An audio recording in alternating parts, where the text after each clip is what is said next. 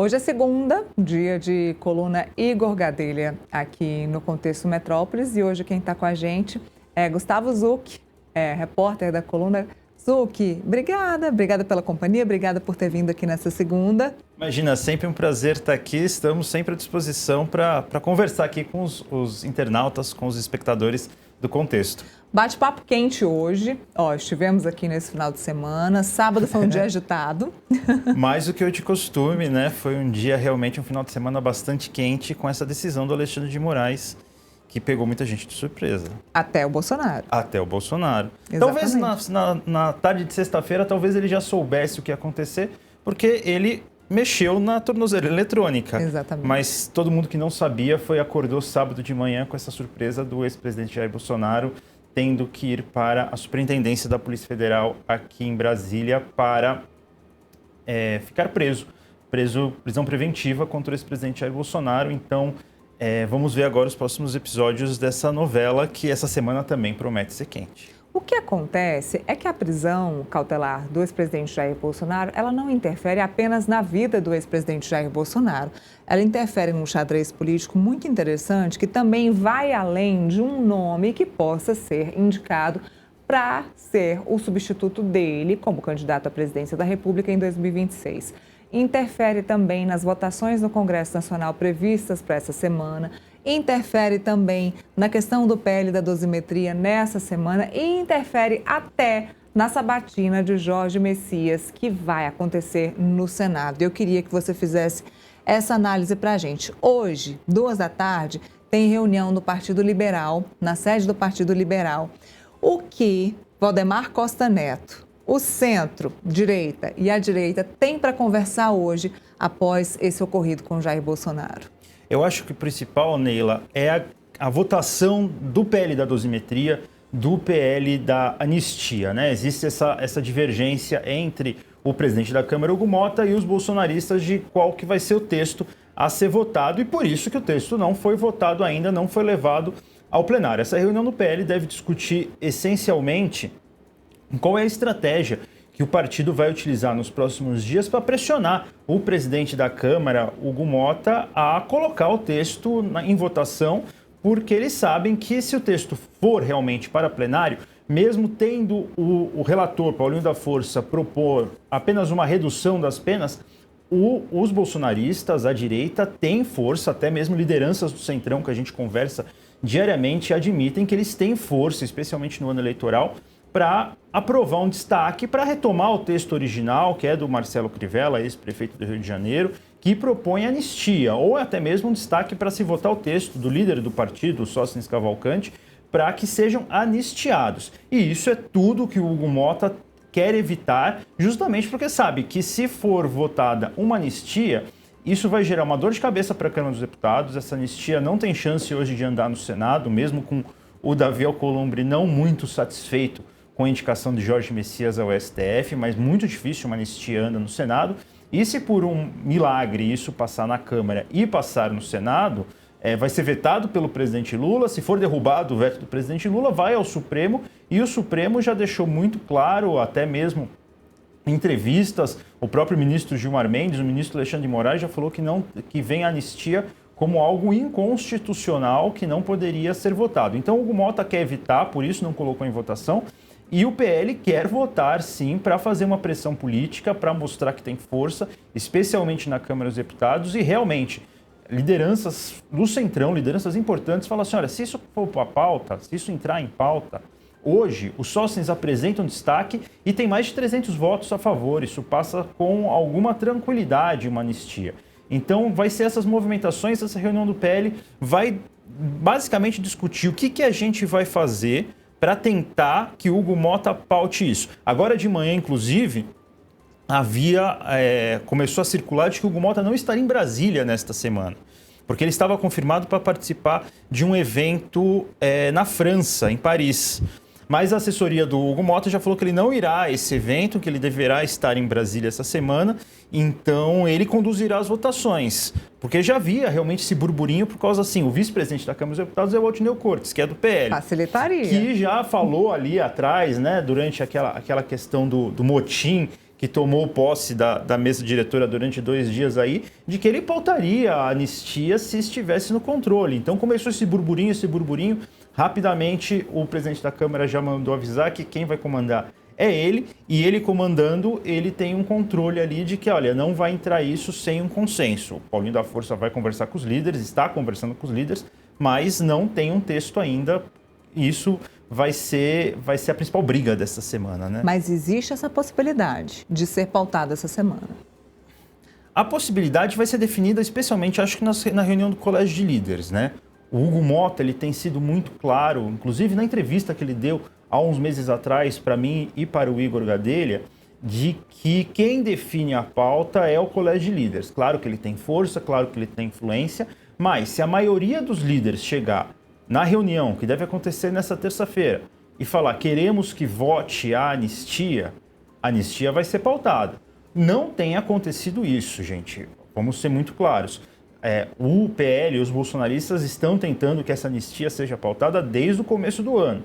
Em toda reunião, agora vai, e não vai. Chega na reunião, os líderes falam assim, não, vamos conversar, temos que ver um novo texto, temos que ver um texto de consenso, não podemos votar alguma coisa sem conversar com o Senado, não podemos votar alguma coisa e declarar uma guerra ao Supremo Tribunal Federal, e isso sempre vai ficando para frente, Nas últimas semanas, por exemplo, a gente nem tratou de anistia, a gente estava falando de PL antifacção, a gente estava falando de segurança pública. Então, claro, sempre há a possibilidade dos ventos mudarem e a anistia ser pautada.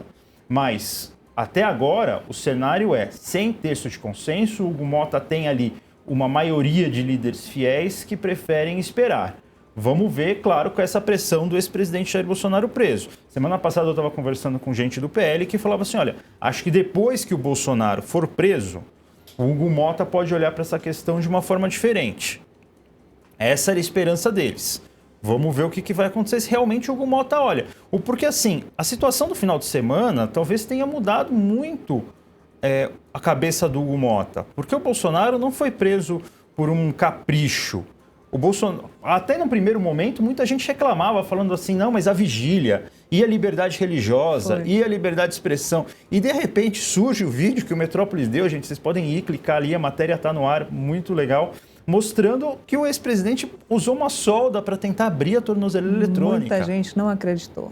Não, foi uma surpresa, assim, porque num primeiro momento, a gente trocando mensagem ali, sábado de manhã, e aí o que aconteceu? Um absurdo, o Alexandre de Moraes deveria ter utilizado, talvez a palavra que eu até escutei bastante durante o final de semana foi moderação. Isso. Deveria ter sido mais moderado, se ele acha que a vigília poderia ter algum problema, se a vigília poderia causar um risco de segurança ali, de fuga, ele poderia ter mandado a vigília ser em outro lugar, ser alguns quilômetros de distância da residência do ex-presidente Jair Bolsonaro, mas não poderia impedir ou mandar o Bolsonaro preso por algo que o filho, o Flávio Bolsonaro, convocou e que aparentemente não existem provas de que o Bolsonaro estivesse dando chancela para isso. Depois que surge esse vídeo que a gente está vendo aqui atrás, na tornozeleira toda rabiscada com uma solda elétrica ali, uma solda de componentes eletrônicos, né, que é aquela solda que muita gente tem em casa, fica mais difícil a situação do ex-presidente Jair Bolsonaro. Porque você tentar mexer na tornozeleira eletrônica é primeiro ano de direito, é motivo para revogação de prisão domiciliar, é motivo para mandar para prisão preventiva. Então a situação dele fica mais difícil. Isso pode complicar uma votação de uma anistia na Câmara dos Deputados, porque assim, como que a gente vai votar agora uma anistia, sendo que o ex-presidente deu motivos tão claros para ele ter que ser preso efetivamente, preso sem direito a domiciliar nesse primeiro momento. Então tudo isso vai influenciar na decisão dos líderes, na decisão do Centrão, e se no final de semana muita gente estava falando em moderação, talvez a Câmara também use essa palavra com frequência na semana. Temos que ser moderados, não é hora de comprar uma briga com o Supremo Tribunal Federal depois do final de semana em que o ex-presidente tentou tirar a tornozeleira eletrônica. Exatamente. E talvez até um texto de uma dosimetria, mesmo que não envolva o nome do ex-presidente Jair Bolsonaro, mesmo que um texto dessa forma seja aprovado, talvez no futuro possa, inclusive, possa inclusive ser benéfico para o próprio ex-presidente. Muita gente no PL até gostaria que, olha, vamos votar o que seja possível. A política não é a arte do possível, então vamos votar o que é possível, o que tem voto na Câmara, o que tem voto no Senado e o que tem a chancela do Supremo Tribunal Federal, porque o relator Paulinho da Força conversou com Alexandre de Moraes, conversou com Gilmar Mendes, conversou com vários ministros do Supremo Tribunal Federal sobre o que seria um texto possível de não ser declarado inconstitucional pelo Supremo, vamos falar assim. Então muita gente fala assim, vamos votar então o que dá, que isso pode beneficiar o ex-presidente Jair Bolsonaro, ele vai passar um tempo preso, mas uma redução de pena é sempre benéfica. Agora, uma outra ala do partido já é mais radical. A gente sabe que o PL tem essa questão. Existe uma ala mais ligada ao centrão, mais ligada a Valdemar Costa Neto, mais ligada a uma governabilidade, e uma ala que entrou no partido junto com Jair Bolsonaro, que é meio tiro, porrada e bomba, com o perdão da piada.